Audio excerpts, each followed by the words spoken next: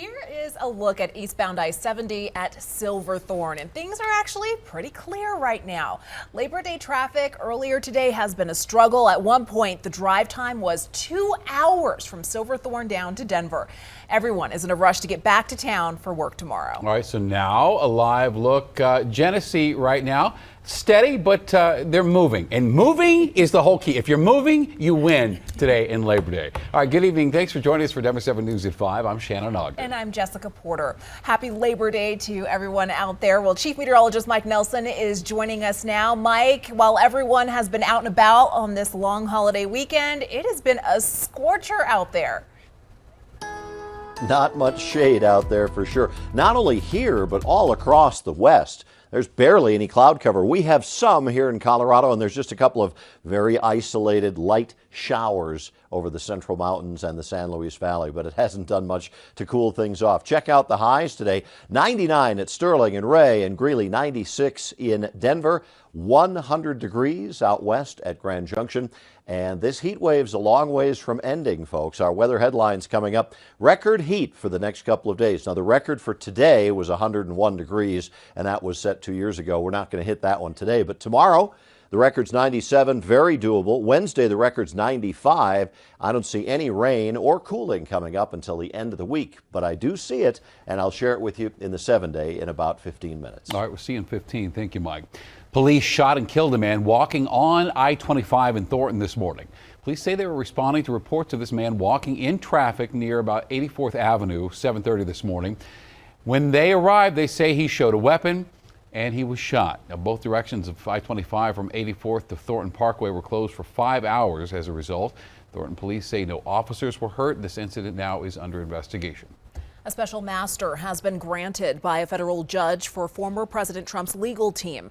This means there's going to be a separate team of people reviewing the documents found by the FBI at Mar-a-Lago last month. The judge granted the special request on the grounds of, quote, ensuring the integrity of an orderly process. The Department of Justice is also now blocked from using the materials found at the resort until the review is over. This decision comes after Trump asked for a third-party attorney to be appointed following the raid, where the FBI found more than 11,000 U.S. government documents, with more than 100 of those marked as classified. The shameful raid and break-in of my home, Mar-a-Lago, was a travesty of justice. Well, the list of special master candidates is due by Friday. A new report finds that more Americans are experiencing tipping fatigue, simply tipping less at restaurants. Denver 7's Megan Lopez takes a look at the possible causes and the other concern local restaurants have. At Rioja Mediterranean Restaurant in Larimer Square, we have a lot of great loyal customers. Business is still rebounding after the pandemic. We're seeing downtown come back, but still not at full capacity yet. Like most restaurants, Rioja had to rethink its strategy during COVID, relying on takeout and delivery to stay open. And owner Jennifer Jasinski says customers, they were very thankful, and they were tipping, I think, more than typically at that time. But a new report from the digital restaurant payment platform Toast says tipping is now down. The DoorDash, curbside pickup, in and out of the local coffee shop, I think that's where we're seeing the tipping fatigue hit most. That's consistent with trends Toast is seeing. Sit-down tips have remained consistent at 19.6%, but takeout and delivery tips have dropped. Hospitality professor Jackson Lamb says cashless payment systems have had an impact. Those improvements in technology have also stifled the tipping part of our industry. Meanwhile, tipping, it's a social norm. There's no rule that says you have to tip people. MSU professor Alex Padilla says economics plays a role. Remember, we just get out of a pandemic. Right now, we're in the middle of inflation. Wages have not increased for a long time. Over at Rioja, Jasinski says because they don't rely on takeout anymore, it's not the tipping now she's worried about, but in the future. We're concerned with the minimum wage increase going to $17.29 in January. As that price goes up, we're gonna have to raise prices. And that means bigger bills and bigger tips. Some restaurants have even started switching to a model where service charges are automatically added instead of relying on tips. Jasinski, and I don't know what we're going to do yet, is still debating the idea, but Padilla says there's trade-offs to it. By tipping, they are putting some value on the quality of the service of their worker. If you add an automatic tip, you can no longer distinguish good quality servers from bad quality servers. So the quality of service may go down if the staff doesn't have to earn the tip. Love it or hate it, tipping is a part of the dining experience in the U.S., but how much and for how long depends on the customer. It's a matter of choice, but I would imagine the people that don't tip have never been in the hospitality industry. Megan Lopez, Denver 7. Hope you're having a nice Labor Day today. And Labor Day became a federal holiday in 1882 to honor the labor union movement of the U.S. and the contribution workers have made to our country.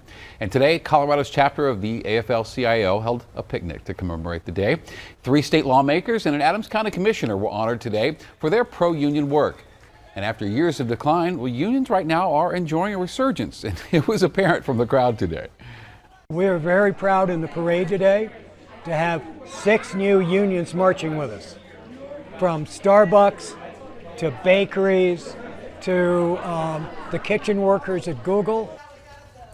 Colorado's AFL-CIO has more than 100,000 members. There was also a Labor Day parade in Louisville today. Today's parade marked a new beginning for that community, which saw neighborhoods destroyed by the Marshall Fire last year. Here's Denver 7's Veronica Acosta with how they're focusing on happiness. The theme of this year's parade was happiness is, and the hundreds of parents and kids that showed up definitely showed us what that meant to them. We spoke with one man who told us the word community means a lot, and that is exactly why he showed up today. Stands for, celebrating Labor Day. People work hard all the time. It's a good day to come out and just enjoy yourself and kind of be with other people and get some fresh air and sunshine. It's what we really like about this parade is the small town feel. The morning kicked off bright and early with a community favorite. That's the Children's Pet Parade. We saw dogs dressed up as boxers, hamsters with decorated homes, even Sprinkles, the guinea pig, who showed up with the pink and purple dyed hair. Of course, it wouldn't be a parade with a few fire trucks joining in, some greatly decorated floats, even more kids, and a marching band too. I spoke with one woman, the first to lay her towel down for a good spot. She told me not having the parade on Main Street the past 2 years was heartbreaking, so she's really grateful it's back. Oh, I love it. I love it. This is an institution in this town. It's just a great weekend, and then we always go up to Memory Square for all the events up there.